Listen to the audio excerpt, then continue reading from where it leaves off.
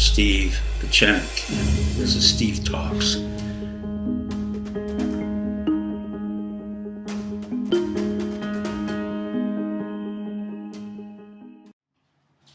To the wonderful people of Texas and Louisiana, I want to express my best wishes for speedy recovery and the return to normal life. I have some idea of what it's like to be in storms. I had lived in south of Miami, and we had several hurricanes, and we had to evacuate. But I want to thank the first responders, the military, the Coast Guard, and especially POTUS Trump and First Lady Melania, who went down twice to Texas and Louisiana to help out everybody out there. And especially, I want to thank to the special Navy that's called the Cajun Navy, the kind of people that I know and the kind of people I care about who are from Lafayette, Louisiana, and they are the best, but the best fishermen I know. And as I say in French, laissez les bon temps rouler, let the good times roll.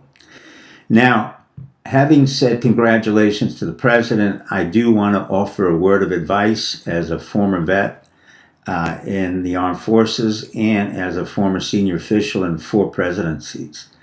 I think it's important for the President of the United States to understand the legitimacy and seriousness with which General John Kelly has taken his position of Chief of Staff.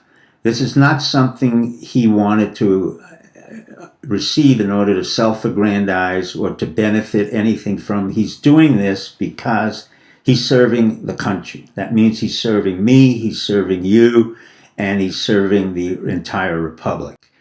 Mr. President, I would like you to understand one thing, that it's very nice for you to be able to work on impulse and your own primary feelings, but it's also equally important for you to understand that we have to have a well-controlled White House where there's a command and control system in place. If some of your friends are complaining, like Roger Stone, then so be it. The real issue here isn't about Roger Stone, it isn't about me, and it isn't about any other civilian. It's literally about the Republic.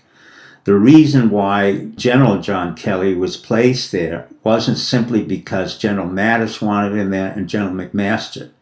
It was the collective will of those of us who've served in the government in different areas and in different forms that insisted that we have a general who could run and manage a White House that had been chaotic.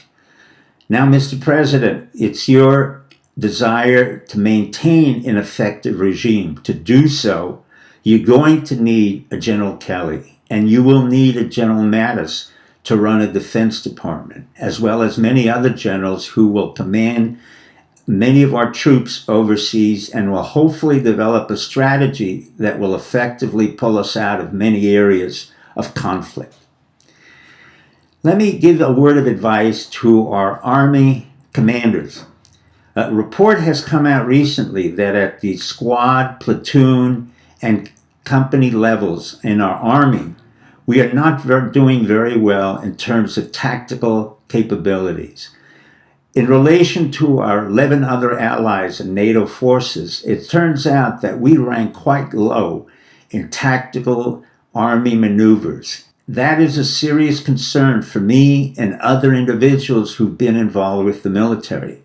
Similarly, there has been a major problem with our Navy that has had 2 major destructive episodes, one in Singapore Harbor and the other one in Japan. There was no excuse for either one of those accidents. So I think it's time for General Mattis, or Secretary of Defense Mattis, to 1, reorganize the Defense Department, 2, to eliminate $124 billion of wastefulness within the indirect costs, and 3, to make sure that his commanders in the field are demanding the most and the best of our Army, Navy, and Air Force. As for the rest of the country, I think we are going through interesting times. We have done well, and we will do better. And let me remind you, in the commandments of the Cajun country, which is a little bit akin to what I grew up in the south of Toulouse, one commandment says it is okay to kill a duck and maybe a fish, but it is not okay to kill people. With that in mind, I wish you good night and good luck. Hi, this is Dr. Steve Pachenik, and this is Steve Talks.